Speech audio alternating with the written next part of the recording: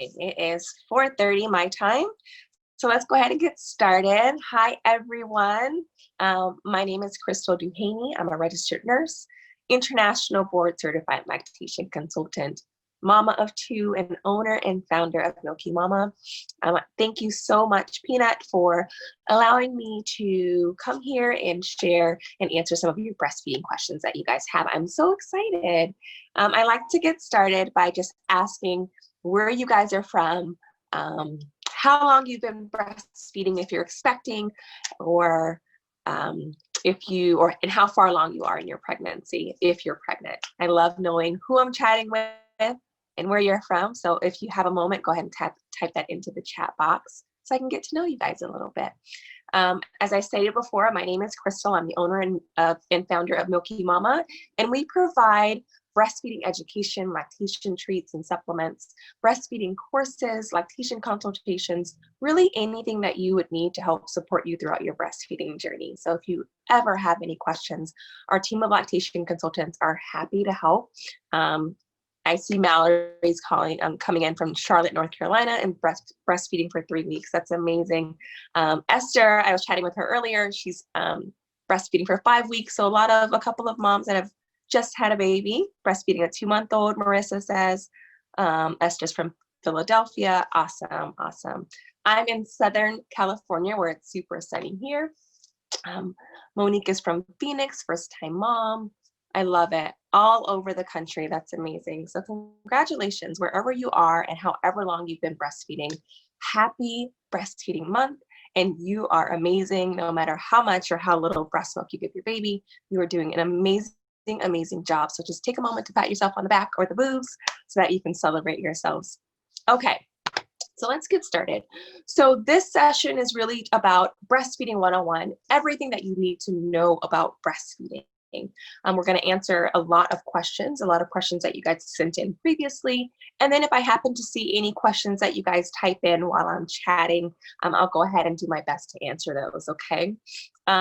Also, if you have additional questions or if you just need extra breastfeeding support or feel like you just need a little more, you can always check out our Breastfeeding 101 course. It's online. It's only $27 on our website, and it would teach you everything that you need to have a educated and empowered breastfeeding journey. So whether you're expecting or a new mom or a second-time mom, it'll be perfect for you. So if I don't answer all of your questions, that's the perfect place to get the rest of your questions answered, okay? Alrighty, so let's go ahead and get started. A little bit about me. Again, I am a mama of two. I have an 8-year-old and a 4-year-old, almost 5. And I breastfed each of my children for at least 2 years. My daughter, we breastfed for over 3 years. And breastfeeding wasn't tough. I had my own difficulties, just like all of you had. So, it's really important for me to explain and let you guys know that it's okay if you don't have it all together. It's okay if everything isn't perfect. It's okay if breastfeeding isn't great every day.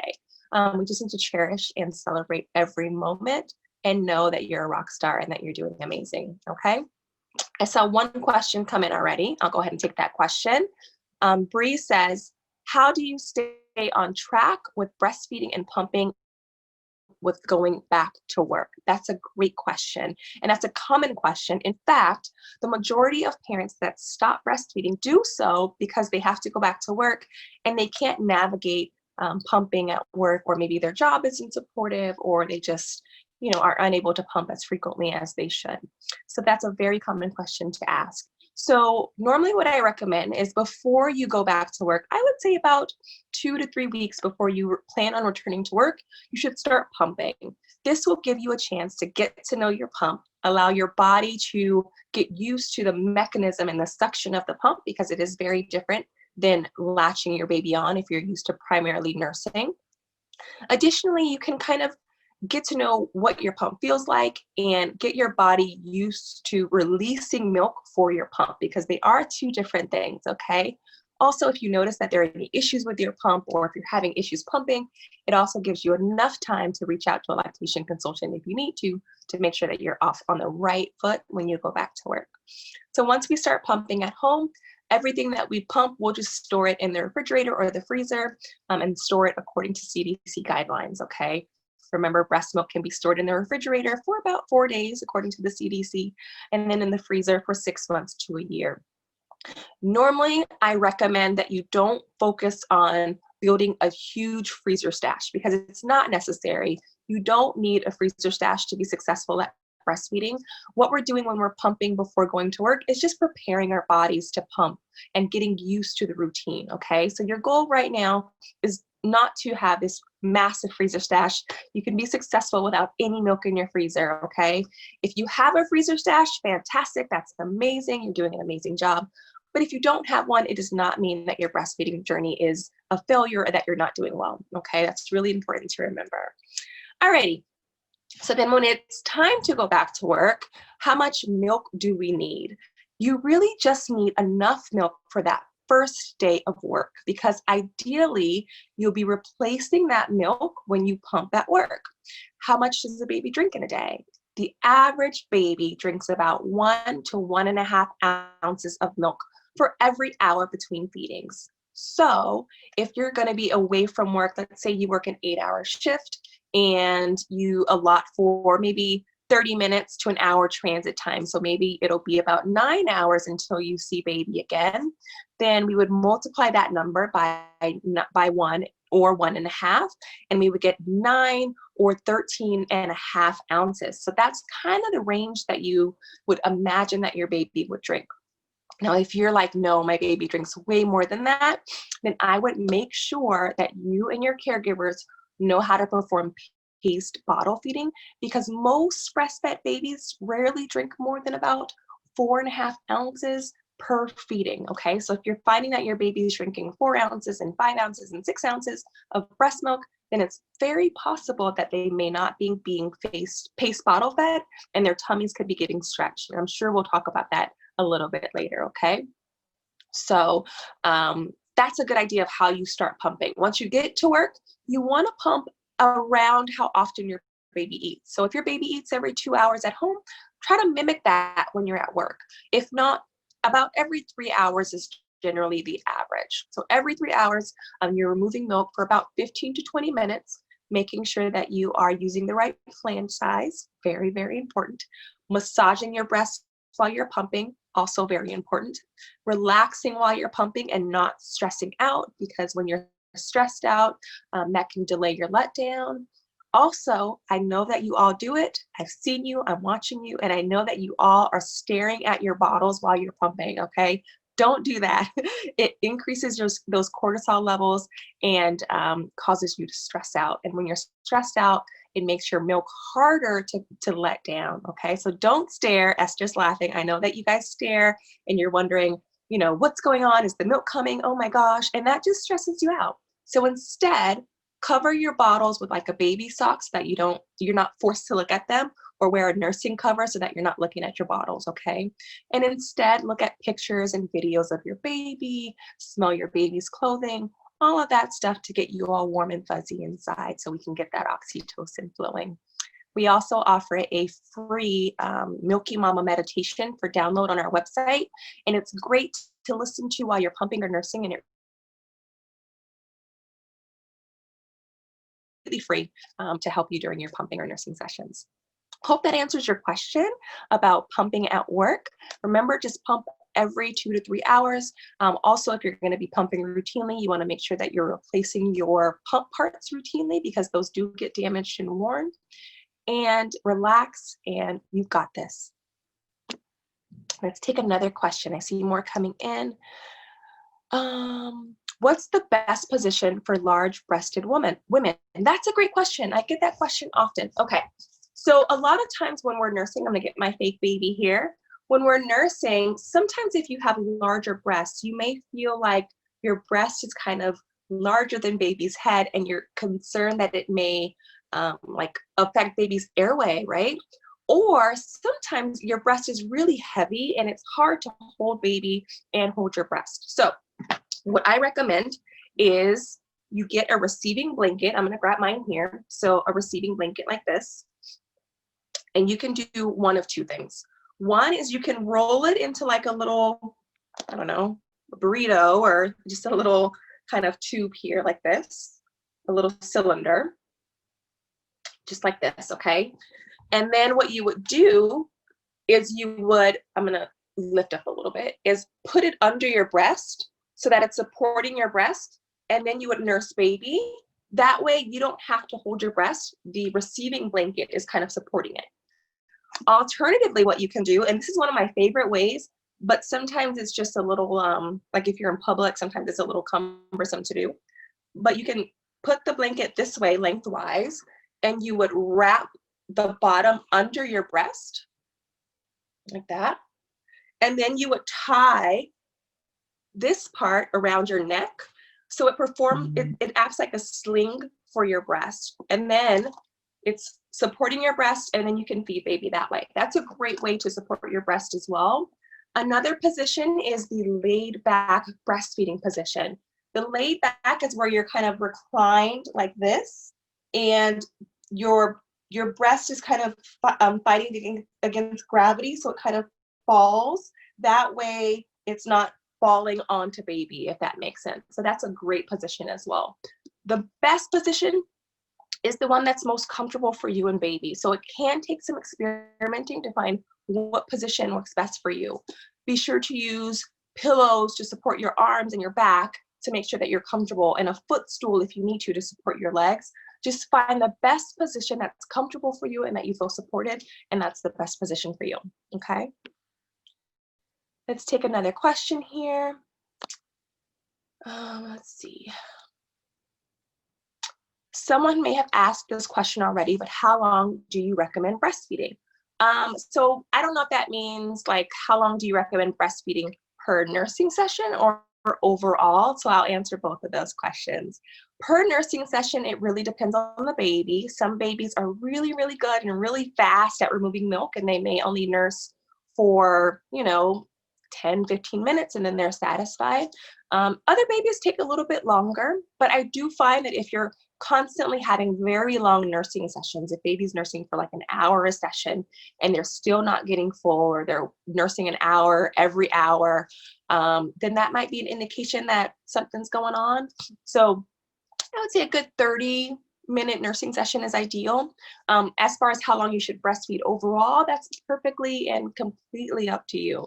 It's your decision. However long you choose to breastfeed, whether you choose to breastfeed for 1 day or 5, 6, 7 years, it's up to you, and I support you. The benefits of breast milk don't stop just because your baby is 1 year old, just like the benefits of broccoli don't stop. Like broccoli doesn't stop being healthy, nor does breast milk. So your breastfeeding journey is just that. It's yours and your baby's, your boobs, your business, and I'll support you either way. Let's see. My husband has been doing a feeding at 11 p.m. with bottles.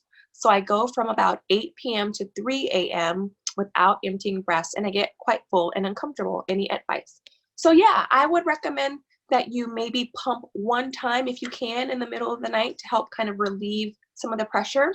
Additionally, research shows that our bodies make the most milk in the middle of the night because our prolactin levels are higher. So it's a good idea to pump or nurse in the middle of the night at least once to take advantage of those high prolactin levels. And if you do pump that one time in the middle of the night, not only are you sending great signals to your body to increase and maintain your milk supply, but you're also getting a head start on the next day because you'll already have a bottle stored, which might take a little bit of the pressure off with having to pump and store milk the following day. So if you're waking up feeling full and uncomfortable, it might be an indication that you might need to empty your breast or remove milk from your breast more frequently. Alternatively, if you're like, no, I don't want to wake up and pump or nurse, I'd rather sleep, you can totally do that.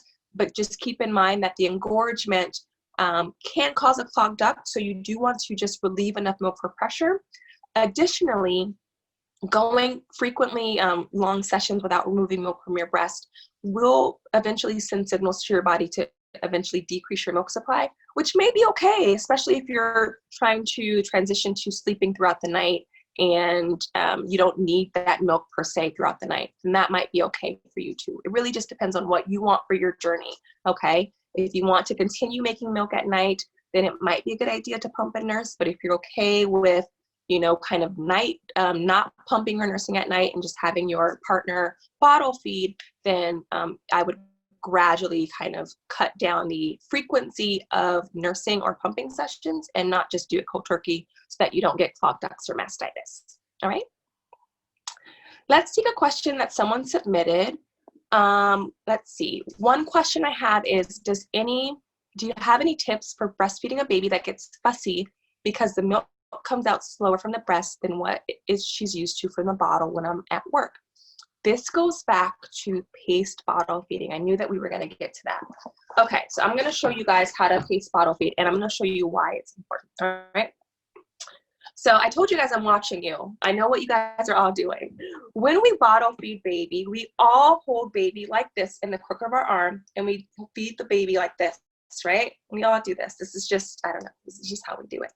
So what happens is, when we hold the bottle like this, the milk just drips out. It just drips out of the nipple, which means that it can get to baby very, very quickly, sometimes too fast. And then they get used to the milk being there right away. As opposed to when baby's nursing, they have to work to stimulate your letdown to help the milk come out, right?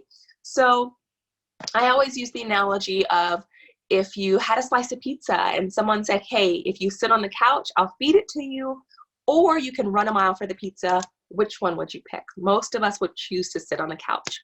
So that's what happens with babies. It's not that they're lazy, it's just that they prefer instant gratification because it's easier and they can save their resources. If they don't have to work for it, then why would they, right? So when we do that, babies get frustrated with the flow because the flow of the bottle is much faster than the flow of your breast. So how do we prevent that? We prevent that with paced bottle feeding. Paced bottle feeding is what helps prevent the flow frustration, and also it helps prevent baby from being overfed via a bottle.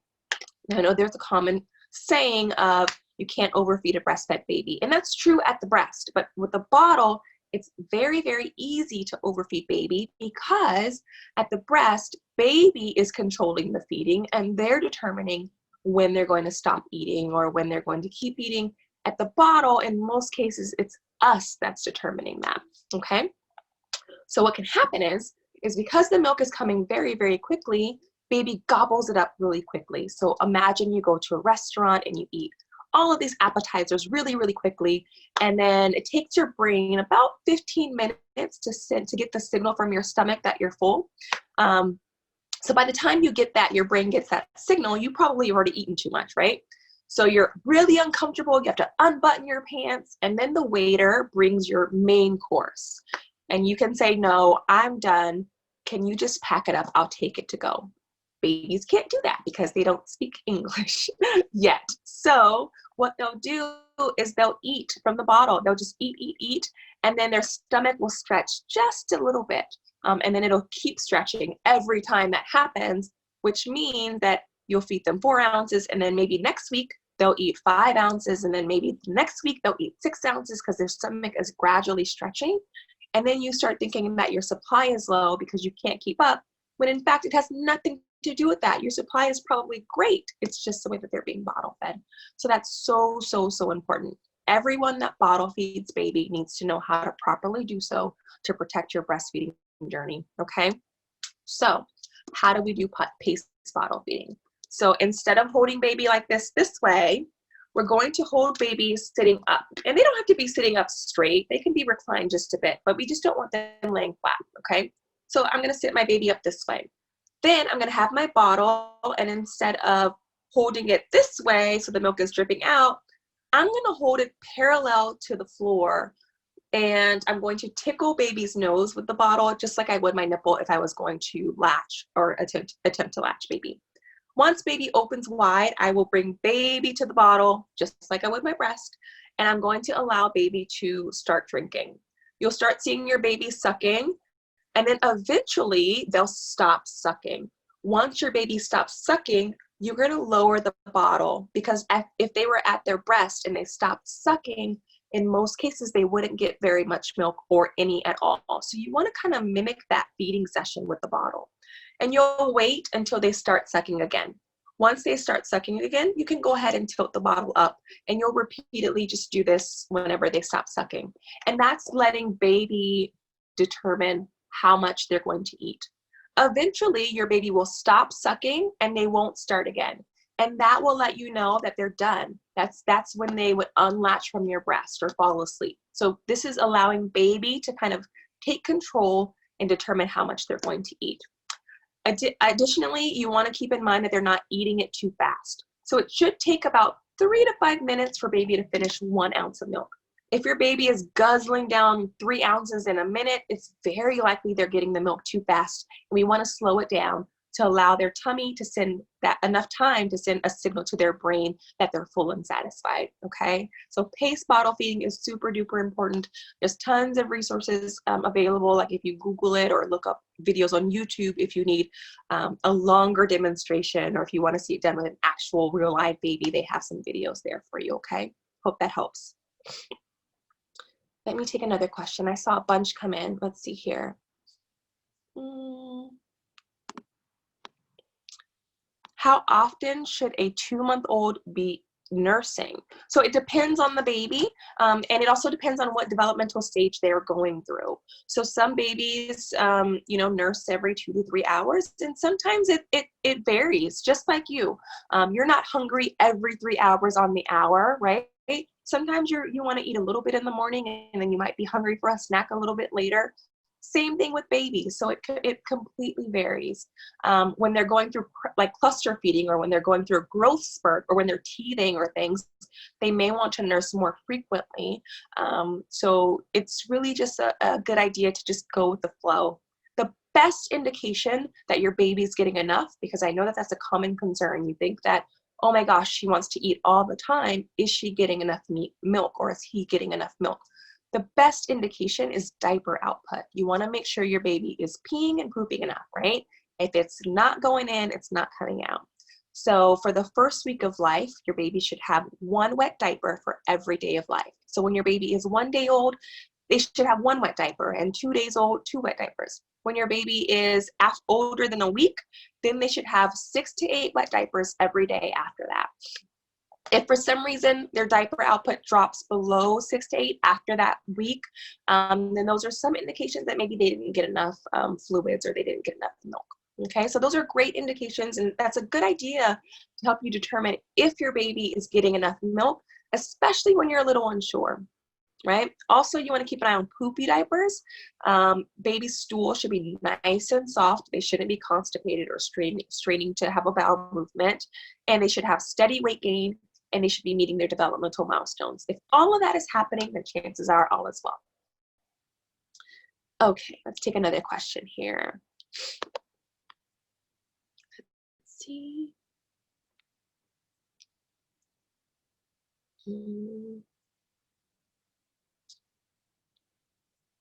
Let's see. This is a good question.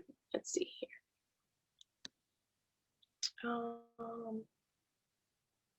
Oops, I messed something up. Sorry, guys.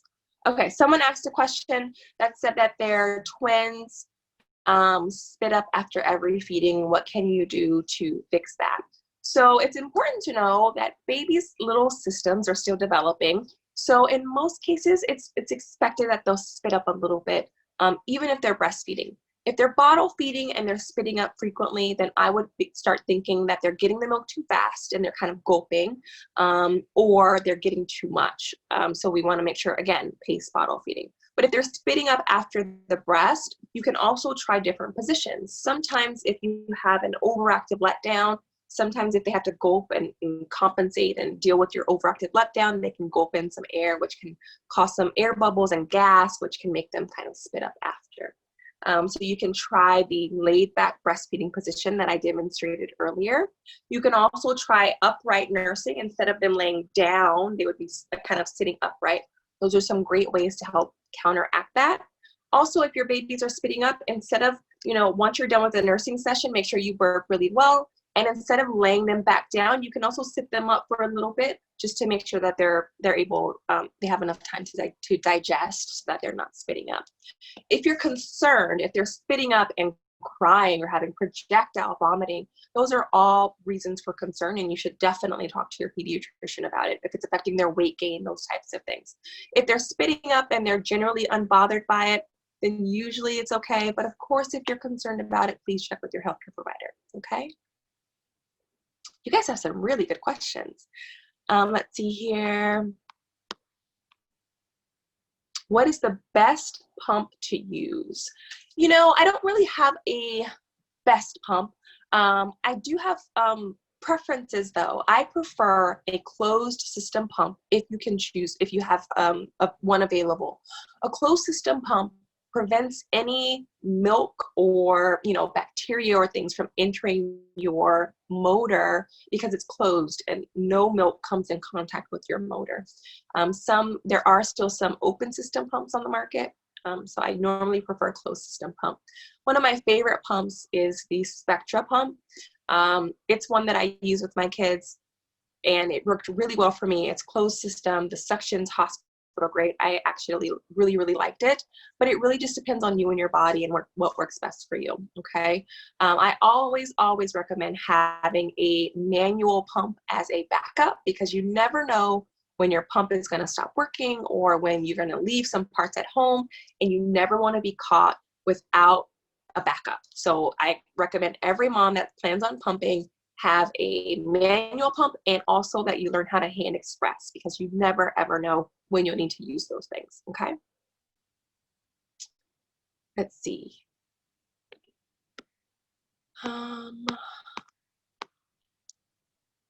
Will you lose your supply if you only feed baby once at night? My little one sleeps from 9:30 to 6 and only wakes once or sleeps through the night. He's 2 months old. So at 2 months old, I normally don't recommend going the entire night without nursing or pumping, only because your supply is still establishing and you're still getting the hang of things. But in most cases, if your baby starts sleeping through the night, your supply will regulate and will adjust to baby's needs. So if your baby stops nursing at night, then your body will know, okay, we don't need that much milk at night, but baby still nurses during the day, so we'll make milk during the day. So your body is always listening to baby and will adjust to baby. So you won't lose your supply. Your supply may just decrease at night, but as long as baby's nursing or you're pumping frequently throughout the day, then your supply should be maintained during the daytime hours, okay? Let's take another question here. Should I breastfeed my infant anytime he wakes up? You know, I always like to offer, if your baby wakes up and they kind of seem like they're stirring or they're showing some of those early hunger cues, then it's a great idea to offer. You always want to start nursing before your baby is like hangry. Like if they're screaming and crying hungry, then you have to calm them down first before nursing, and it's just frustrating for both of you. So it's always a great idea that once baby starts making those first little hunger cues, is that's the perfect time for you to grab baby and latch baby on. It makes it much easier for both of you. Okay, let's see here. Someone asked another question. Okay. Oh, you guys are asking questions in the chat too. Okay, so if you can, ask questions in the Q&A so that way I know I can see them there because I am missing them in the chat. Let's see here.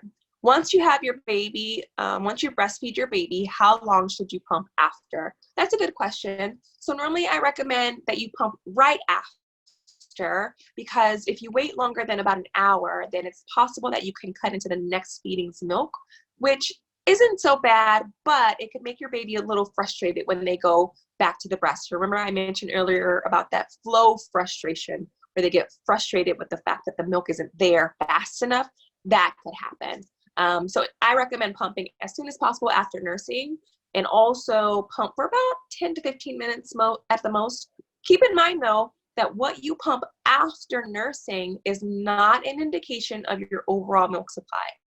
Whatever you pump after nursing is like leftovers to a meal, because your baby just nursed and just removed milk from your breast. The average pump output after nursing is anywhere from 1/2 ounce to about 1.5 ounces combined. That's both breasts combined. So if for some reason you only pump 1.5 ounces or 1 ounce after nursing, don't get discouraged. It's completely normal, okay? Good questions, guys. Good questions. I'm going to do my best to answer all of them. You guys have so many. Okay, let's see here.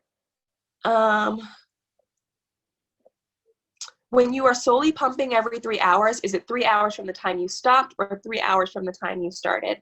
I usually like to go from 3 hours from the time you started. So like if your baby starts nursing at, if your baby starts nursing at noon, then you would, maybe baby's hungry again at 3 if they're eating every 3 hours. That's usually more important if you're kind of going on a pumping schedule. So I would just pump at 12, at 3, at 6, if you're going to be pumping every 3 hours. Okay, another question is, what's the best thing to make tummy time more fun? Oh, that's a great question. I love tummy time. It's never too early to do tummy time. When your baby's super like tiny, a newborn, you can do tummy time right on your chest. But as they get older, you can do tummy time right on the floor.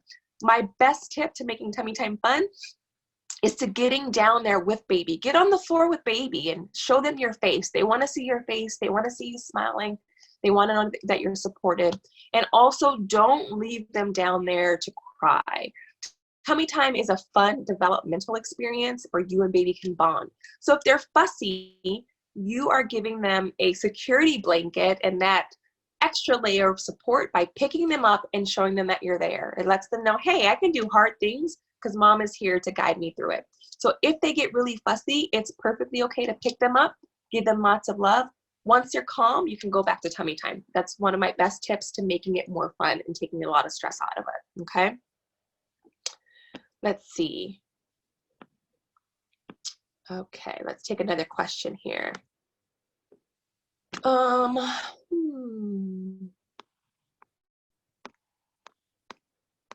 I answered that one. I answered that one. I have a hard time getting my baby to latch properly. He doesn't open his mouth wide enough, and he constantly puts his hands in the way when I try to guide my nipple in. That's a great question. Let me answer that. I'm going to do a latching demonstration so that you guys can see exactly how I latched my babies and how I teach all of the moms that I have consultations with how to latch their babies. So normally when their hands get in the way, I say leave their hands. Their hands are their safety blanket. They've sucked on their hands when they were in your womb. So usually if their hands are in the way, I let them have them, and usually they'll use it to kind of self-soothe. So they might suck on their hands a bit and then it'll calm them and then they'll relax. So if their hands are in the way, allow them to do whatever they're going to do with their hands. If they want to suck on their fingers, give them the opportunity to do that. And then usually that will calm them after, okay? So then this is what I do when I'm latching. So I normally like the cross cradle when I'm starting to latch a new baby, but you can use whatever position you like. The cross cradle for me just gives me more control of my breast and my baby. But again, you can use this technique with any position that you choose. So you can use it with the football hold, you can use it with the cradle, whatever position you choose, you can still use this technique, okay? So normally what I do is I start with my baby belly to belly. You always want your baby's belly touching your belly, okay? And then what you also want to do,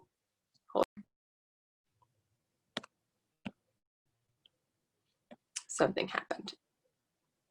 Can you guys hear me okay? I'm not muted, right? No. Okay, perfect. Alrighty, so then what you also want to do is make sure that you are not pressing on the back of baby's head, okay? I see a lot of people do this sometimes and it's not comfortable for baby and it prevents them from opening wide. So instead of pressing on the back of baby's head, I'm just gonna support their neck with my thumb and my forefinger, just like this, gently, okay? So I have belly to belly, right? And then what I'm going to do is I'm going to align my baby's nose with my nipple, okay? A lot of times I see people thinking, well, why don't I align their mouth with my nipple? Because that's where it's going. So I'm gonna explain why. So if your baby's mouth is here and your nipple is here, they literally just have to open up just this much in order to get your breast in their mouth. And that's not wide enough. We want a nice wide mouth. So if you align your nipple with their nose, they have to open up this wide in order to get their mouth over your nipple. So we align our nipple with their nose, okay? So again, belly to belly, nipple to nose. Then what I'm going to do is I'm going to grab behind my breast. I always see a lot of people kind of squeezing here, but you really want baby to get a good mouthful of your breast. So you want to squeeze and gently compress behind your areola and make a little breast sandwich. I'm going to turn this way so that you guys can see the technique here. Then what I'm going to do is gently compress, and I'm going to lift my breast upward towards the roof of their mouth. That's where I'm aiming towards. I'm not aiming down their throat. I'm aiming kind of up and over towards the roof of their mouth, okay? I'm going to rub my nipple up on babies like Cupid's bow right here to help encourage them to open wide. And I'll even say open wide. And I'll say that every nursing session in hopes that that will create like a mental connection to where whenever I say open wide, baby will open wide. Once baby opens wide, I'm going to drop the bottom of my breast into their bottom jaw, and I'm going to scoop their upper lip, upper jaw over the top, okay? So I'm gonna drop and scoop. Also notice that I am bringing baby to me. I'm not doing this, right? I see you guys doing that too. Instead, I am dropping and scooping and bringing baby to me, okay? Once baby's latched properly, their chin should be buried into the bottom of your breast, and you should be able to see their nose clearly, okay? Their upper lip should either be lightly flanged or neutral. It shouldn't be like tucked in like grandpa, you know, like a grandpa. And it shouldn't be painful. Let's talk about pain while nursing. It's very, very normal to experience soreness and tenderness, okay? Because your breasts are getting lots of stimulation, more stimulation, I'm sure, than you've ever gotten before having a baby, okay? If you got this much stimulation to your breast before, I'm jealous of your life, but I can probably guarantee that you've never had, you know, another human latching onto your breast every 2 hours. So because of that, it's completely normal and expected that you're going to be sensitive and sore. So what's not normal is toe curling pain the entire nursing session, cracked nipples, bleeding nipples, blisters on your nipples. None of that is normal. If that is happening, your baby is not latching deeply. Okay, this is not something that you need to suffer through or tough it out. This is not one of those things. If that is happening, you need assistance with latching, okay? So try that technique with latching, and that will allow your baby to get a nice deep latch every time. If your baby does not get a deep latch every time, or if you notice that they're latching and it hurts and it doesn't go away, you can stick your finger into the side of their cheek, unlatch them, and try again, okay? It's practice. While breastfeeding is natural, it doesn't come naturally. It's not something that you just wake up knowing how to do. It's a skill that both you and your baby are still learning. So you're still practicing. Practice makes perfect. Practice doesn't make perfect because it's still not perfect even when you practice and practice and practice. You just do the best that you can. And if you need help, ask for help, okay? Let's take another question here.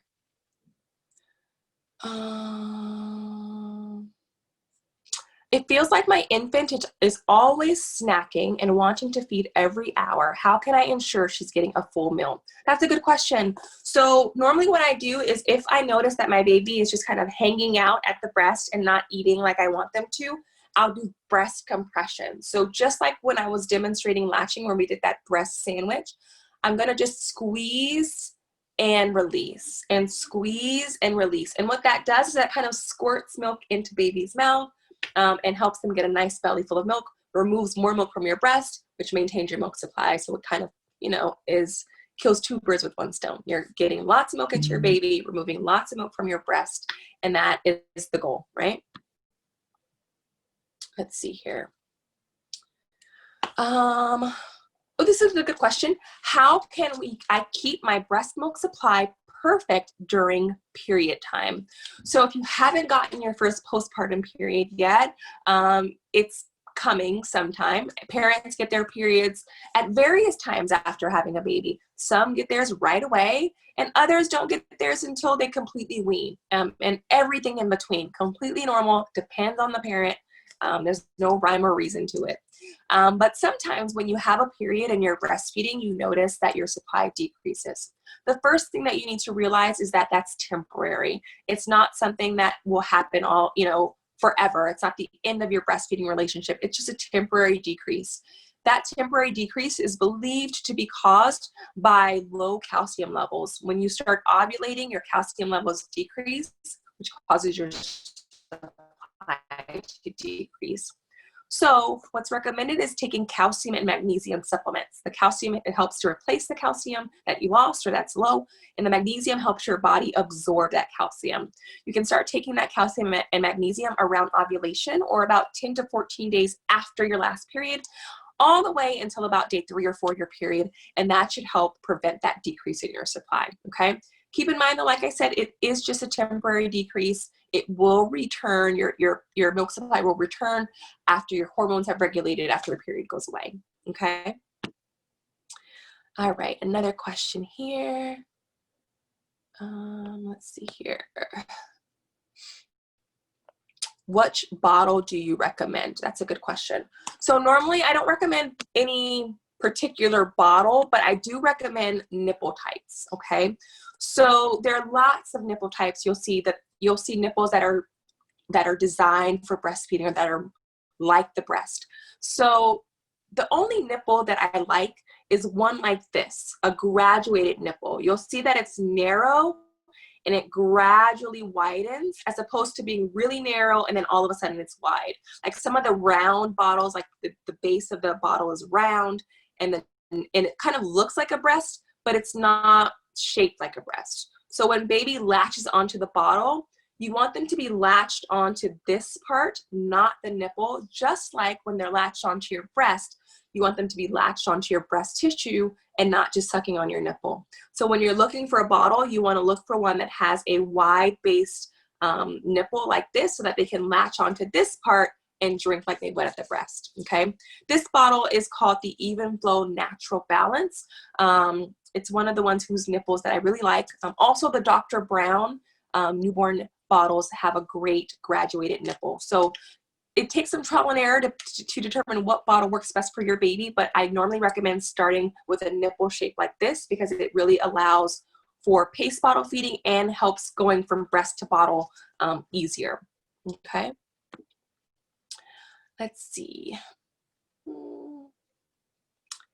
Is it normal for my 3-week-old son to be hungry but avoid latching at night when he's fussy? He'll just rub his face and get frustrated and he won't latch. Tip for helping this.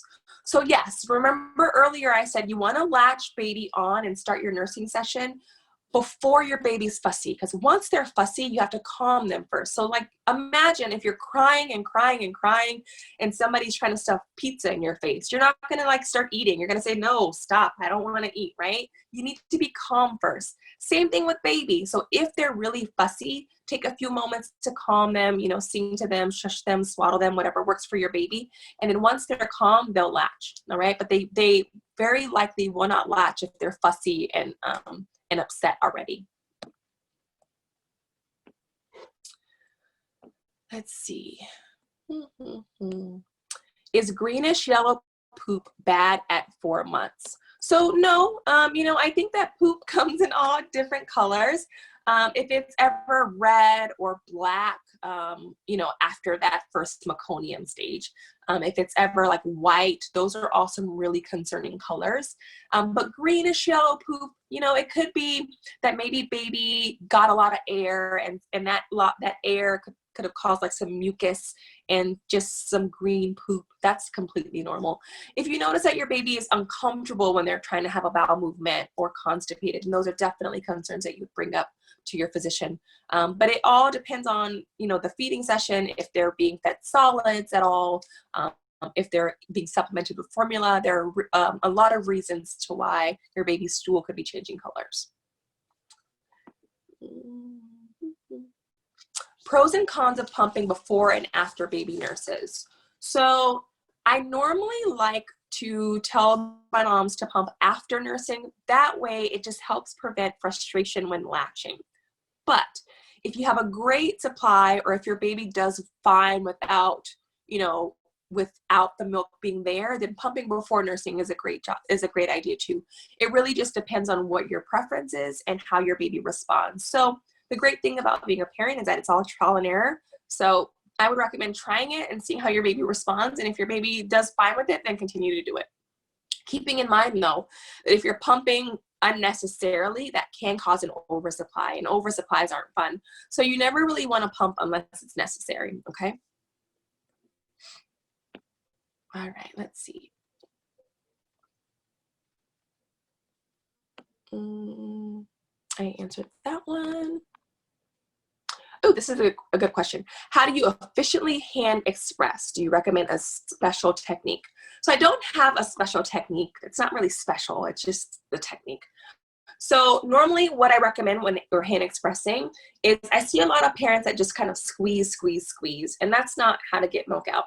So normally what I recommend is you want to first warm up your breasts. So warm them up with like a massage, maybe a warm towel. Do things that you can do to help stimulate your letdown. And then once your breasts are warmed up, once you feel like, okay, like you feel, or even if you start to see milk dripping, or if you feel like the milk is kind of letting down, then you would start hand expressing. So when I hand express, I don't squeeze, I roll. So terrible analogy, and I apologize in advance, but this is the one that makes sense to me. So I always say, like, imagine you're getting your fingerprints, you're getting your fingerprints taken. Maybe you got arrested, or maybe you're getting a job where you have to get your fingerprints taken and you got to roll your thumb, right? So I always put my thumb at the top of my breast and I compress and I roll it, just like I was like getting my fingerprint taken. And that rolling is what's compressing your milk ducts to help remove milk.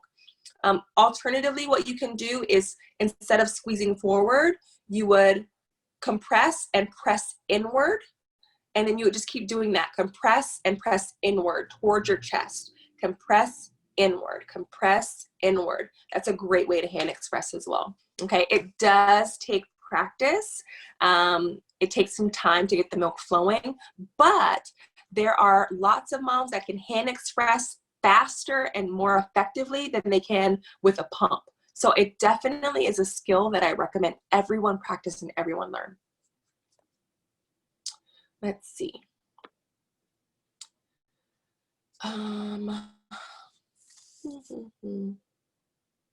My baby is 5 months and he still wants to eat every 2 hours. He typically eats for less than 10 minutes. He does this with a bottle as well. He will usually not want more than 2 ounces at a time. Weight gain is fine, and he probably has plenty of wet diapers. Okay, that sounds like everything is fine. Again, everybody is different. Everybody has different eating patterns. So if all is well and you're not concerned, I wouldn't be too concerned about it. If ever your baby starts losing weight, or any of those things that I mentioned before that were signs that your baby's getting enough milk are starting to kind of fall off, then those are indications that something may be going on. But so far so good. Sounds like you're doing a great job. Let's take another question. I'll see if there's any questions in the chat. How do I know if I have elastic nipples? That's a great question. I feel like the 24 millimeters takes too much of my areola. The LC at the hospital said that there was a right-sized flange. I tried the 21, it was too small. Now I'm trying the 23, but it still takes too much in. So an elastic nipple is when your nipple is really stretchy, where when you're pumping, it's almost hitting like the back of the flange tunnel. So like when you're pumping, your nipple is like getting stretched all the way to here. Sometimes that can be an indication of either your flange is too large or your nipples are elastic, all right? And nipple elasticity sometimes has something to do with the amount of water we drink. As breastfeeding moms, I know that you guys are all trying to guzzle down water because you want to stay hydrated, right? But that's making our tissue very elastic, which can cause some nipple elasticity. So first, if you think that you have nipple elasticity, it's really important to check your flange for the right size first, because sometimes it can look like elasticity, but it's just your flange is too big. So normally what I would recommend is you would measure the base of your nipple. So this is your nipple here. So you would measure from here to here, so this part, in millimeters. And then you would add about 3 to 4 millimeters to that. So let's say this number was 15 and I add 3 to 4, I would get 18 to 19. That's the flange I'm going to start with. I'm going to start with a 19 millimeter flange, and then I'm going to adjust from there. I'll try that flange and say, oh, okay, this feels good, or oh, this still feels a little too big or feels too tight. Then I might go up a size, but you always want to measure first and then try the flange for you. If you try that and you're still having that elasticity, you can use flange inserts, which help to grasp your nipple. So MilkyMama, that's B-E-A-U-G-E-N, they make a flange insert that you can use and put it inside your flange to help prevent and help with the elasticity while pumping. Also, pump and pals flanges. Let me see if I have some here.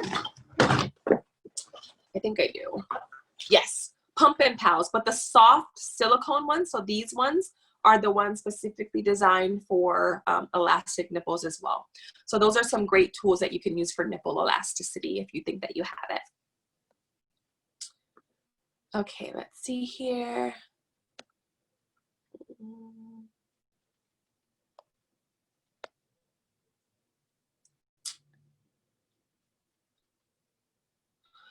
Baby is 4 months, and for the last 6 weeks, he fusses just getting into position. I have to almost put him to sleep to eat.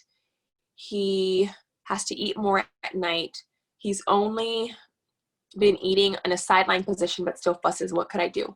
So sometimes if I find that a baby fusses every time you put them in a position, I start to think that either A, they're teething, or maybe there's some pressure and you lay them on the side and it's some pressure on their jaw, or maybe they have an ear infection. So sometimes if you lay them on that side and it's pressure, so if it's only on one side and they don't like that side, I would check that to see if maybe there's something going on. Maybe there's a tooth coming in, or baby has an ear infection or something on that side that's causing them to not like that side. If your baby just won't latch in one position, try changing it up. So try, instead of sideline, try the cross cradle, or try the football hold, or try, the cradle position. Try different positions until you find the one that's most comfortable. If it continues to happen and you notice and you're starting to get concerned, then of course bring it up to your pediatrician, because like I said, it could be an ear infection or a tooth growing in or something, okay? Okay, let's see here. This question says, I have a 6-week-old boy and struggling to breastfeed. When he is half asleep or just waking up, he is fine to eat, but when he's wide awake, he refuses to nurse. As soon as he turns his head to my breast, he'll start to cry and he won't eat, and this goes on for at least an hour. When I give up, I'll give him a bottle. I was wondering if you have any explanation for this behavior. So this kind of sounds like the flow frustration that we mentioned before. It's possible that this baby, I guess I would need to know more, but I'm assuming that this baby may be getting bottle fed too. And because he's getting bottle fed, the milk is coming out very quickly, and he might be getting frustrated with the flow of your breast, which is why he's refusing. The reason that he's eating at night is because at night, babies are more agreeable. They're half asleep. They're like, hey, whatever. So they're not going to fight as much. But when they're awake, then they're more alert and they're more aware to their preferences. Let's see here. One more question. Let's see here. I have a 3-month-old son, and I had a hard time breastfeeding because I didn't know I had to take vitamins and had too much stress. Not getting enough sleep, not eating good. I give him my breast and formula. After 3 weeks, I searched a lot and find out how to eat and take care of myself. And I had surgery, and it made me weak. Let's see here. Let me get to the question. Push myself to run. I cried a lot because of breastfeeding stress. So that's so sad. When I saw you have breastfeeding consultation, it made me feel good. So I need to know how often I have to feed my 3-month-old baby. I need to know why my baby sleeps right away after I hold him and he won't eat for 3 minutes. I need to know how often, how much my 3-month-old baby should eat. Okay, so sounds like you have a lot going on. First, I want you to take a deep breath. And I think this is for all of you guys. Breastfeeding and being a parent is hard. And when you see people breastfeeding or see advertisements or, billboards of women breastfeeding, it's always like this. right? She's always smiling, like this is the greatest thing ever, and it's so easy. And when you see those things and your experience isn't like that, it can be discouraging, and you can think that you're doing something wrong, right? So I want you all to know that we're all losing our minds. It's hard for all of us, and we all have our struggles, and breastfeeding is sometimes something that we all struggle with. So if your breastfeeding journey isn't perfect, it's okay, all right? Please, please, please seek help. If you're ever feeling sad or depressed or hopeless or anything, please reach out to someone, your healthcare provider, and let them know. It doesn't make you a bad mom. It makes you an amazing mom that you're seeking help, okay? I need you to be okay. Your baby needs you to be okay. So make sure if you're feeling this way, that you talk to somebody about it, all right? Secondly, it's so great that you are so determined to breastfeed. You know, you've been through so much in 3 months, and you're still determined, and that is amazing. The best thing that you can do right now is to nurse on demand as often as your baby wants. If your supply is a little low, your baby may get frustrated. So what you can do is nurse and then supplement, or what I like to do is supplement first. So I usually like to give baby maybe an ounce of milk first, and then I'll give them my breast. That way they can end the feeding at my breast, and they can begin associating my breast with the full tummy, not the other way around. That encourages baby to go back to the breast because they know, oh, I can get full here. And it just creates this mental connection of fullness with your breast. So I love that option too.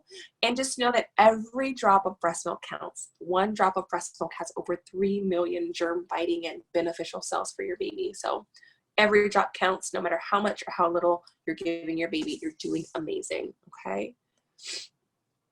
Let's see. Take another question. My baby has a good latch, but is constantly pulling off. Is there a reason for this? So yes, if your baby's pulling off, it could be a lot of things. It could be just that the flow of the milk kind of slowed down, and he's just kind of trying to promote more milk production or faster flow, or he just might be distracted. So if you're noticing that your baby is pulling off or getting fussy, you can do those breast compressions that I mentioned earlier, and that'll keep baby interested in your breast and keep them focused. Okay, let's see here. Couple more questions, guys, and then I think that's all we have time for. Let's see here.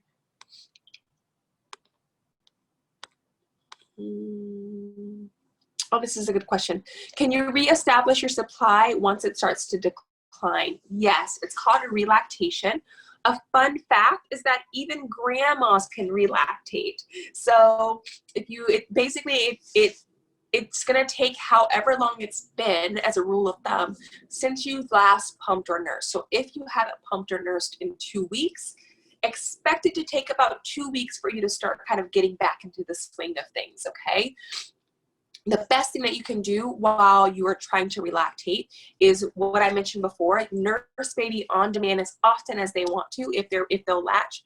If they won't latch, then start by pumping about every 2 to 3 hours, okay? And then once your supply increases, then you can just, you know, pump about every 3 hours to maintain that. You can also use a supplemental nursing system, which is a tube. So this is like an infant feeding tube. You can get this from a medical supply store. You can order them online. This is a 5 French feeding tube, and the French is the thickness of the tube. If you get anything bigger than this, then your baby won't latch. So this is super tiny with their latch. So what you would do is you would put this end in a bottle of formula or donor milk, whatever you have that you're supplementing with. You would latch baby on, then you would thread this end into the corner of baby's mouth. That way they're getting supplemented at your breast. So they're stimulating your breast and your breast milk production while eating and getting supplemented. So you're kind of, you know, bonding with baby, increasing your milk supply, and making sure that their belly is full. So that's a great way to help get baby back to the breast while increasing your supply while you're trying to relactate. Alrighty, let's see here. I'm going to try to get through as many of these as possible. Are vitamin D supplements necessary with breastfeeding?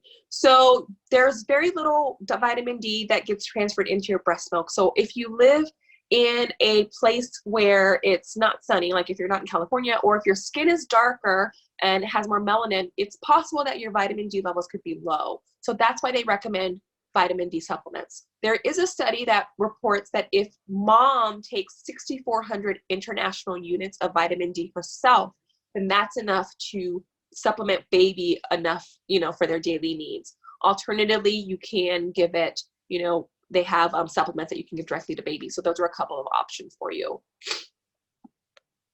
Okay, let's see here. Can I diet to lose weight while breastfeeding? What about specific diets such as keto?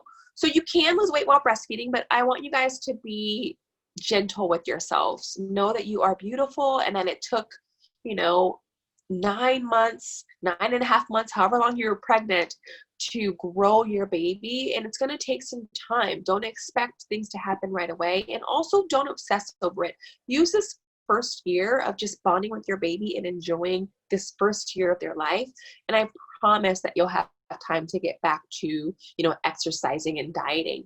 I don't recommend doing anything like a crash diet to where you're significantly decreasing your calories or your carb count, because that can affect your milk supply. So take it slow. So just start with eating a nice healthy diet. Make sure that you're eating anywhere from like 1,700 to 2,000 calories a day, depending on your caloric needs, and play it by ear. If you notice that your supply is decreasing, then it might be a good idea to add more carbs in or add more calories in general. So just listen to your body and be gentle with yourself and give yourself some grace, okay? Do I have to pump if I'm breastfeeding? No, you don't. You only need to pump if you plan on being away from baby for more than a few hours, if your supply is low and you're trying to increase it, or if you choose to. So it's not necessary if you don't plan on being away from your baby at all. Let's see here.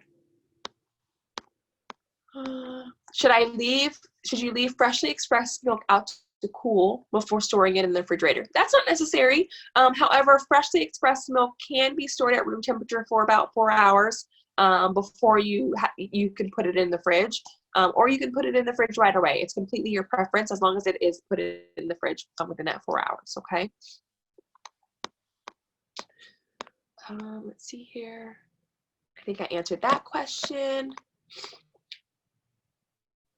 How do we prevent biting? That's a great question. So biting, baby can only bite if they slip down onto your nipple. They can't bite if they're properly latched onto your breast tissue. It's like if you have a big burger, right? You can't really bite it because it's so big.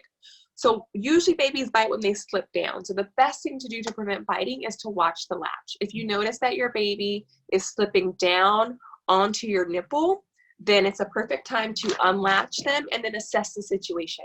Are they still hungry? Are they still acting hungry? If they are, then it's perfectly okay to latch them. But as soon as you notice them slipping down onto your nipple, it's the perfect time to unlatch. All right. Let's see here. Is it okay if baby falls asleep at the breast? Yep, that's perfectly fine.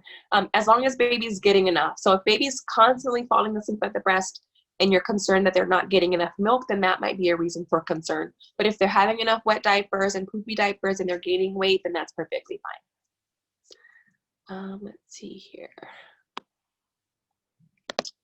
Okay, I think that is it. Let me see. I saw a couple of other questions. There's so many, guys, and I apologize. I don't know if I can get through all of these. Let me see. When should you introduce a bottle to your baby? I normally recommend introducing a bottle when breastfeeding is well established, but it also depends on your situation. So some parents have to go back to work right away, unfortunately, and you might need to introduce a bottle sooner than later. So it really just depends on what's going on in your situation, when you plan on going to work or school, if at all, is when I would recommend giving a bottle. Okay, but if not, if you don't plan on it, then I normally wouldn't recommend introducing a bottle until baby is at least a month old, when you guys have got breastfeeding kind of and latching down, and breastfeeding is well established. First time mom here, due in 6 days. Congratulations. What should I expect for the first feed, and should I continue my prenatal vitamins? So for the first feed, I would expect to have a very, vigorous baby. Usually when babies, after they go through that first phase of like awareness, they are hungry and they want to latch. I would encourage you that your baby has natural instincts. If you put your baby on your tummy, your newborn, they'll actually crawl and find your breast themselves. It's the most beautiful thing. I've seen it happen. So I encourage you to try that. It's called the breast crawl. And then once your baby latches, they're going to get what's called colostrum, okay? A lot of times new moms think that when you have a baby, you're supposed to just have milk already. You do have milk, but it's in the form of colostrum. And they're going to get a very tiny amount of colostrum. And colostrum is almost transparent when it comes out of your breast. So sometimes it's hard to see. So it might trick you and think that it might make you think that you're not making any milk or that your baby's not getting anything. Colostrum is very important because it's full of antibodies. So it's really important for your baby. But your new baby will want to nurse very frequently because they are getting such a tiny amount, okay? By about day 3 or 4, depending on the type of labor you had and depending on if you were separated from baby, then your transitional milk will start coming in and you'll start feeling your milk come in when in fact your milk was already there. It's just your supply is increasing, okay? In regards to your prenatal vitamins, it's completely up to you. Sometimes I find that the prenatal vitamins have a lot of iron and too much, like you only need that much while you're pregnant, but after you give birth, you don't really need that amount of iron anymore. And sometimes the increased iron amount can cause some gassiness or such for you and baby. If you start to notice that, then I would take a look at the prenatal vitamin and maybe switch to a postnatal vitamin. If not, then you can continue it. Okay, let's see here. I'm terrified of breastfeeding weaning grief. I couldn't even hold my baby when I couldn't feed him for one day due to surgery. Can anything be done to curb it? Yeah, weaning grief is really sad and it's hard because it feels like a part of your journey is over. So what helped me when I was going through that is I just found other ways to bond with my baby, other ways to be close to baby. So we did skin to skin, or we did, we played games, or we sang songs, or we cuddled. Anything else that we can do to just still have that bonding relationship and be close to each other, it's really helped me get through it. Okay. I think that is it. Let's see. I think I answered most of your questions, guys. Yeah, I think I did. If I missed your question, I do apologize. There are so many questions, and I did my best to get through all of them. But if I missed it, you can always message us on Instagram at MilkyMama LLC. You can send us a DM. Our lactation consultants answer questions there as well. You can message us on Facebook, on our Facebook page at MilkyMama. You can send us an email at customerservice@milky-mama.com, even if you're not a customer, of course. Or you can call our 800 number at 877-88-MILKY, which is 877-886-4559. And one of our lactation consultants will answer your questions. And we just want to be a resource for you to, answer any questions that you have about breastfeeding or pumping, okay? So if you have a question that I didn't answer, if I missed your question, I do apologize. There were so many, and I did my best to answer all of them. I hope that you guys have a wonderful, wonderful day, and I hope that this was helpful for you. I hope I was able to kind of put your minds at ease and give you guys some information that you could use in your breastfeeding journey. And I wish you guys the best, and I want you guys to remember that you're amazing and you got this, and you're doing an amazing, amazing job, okay? All right, guys, take care, have a wonderful day, and you are awesome. Alrighty, bye-bye.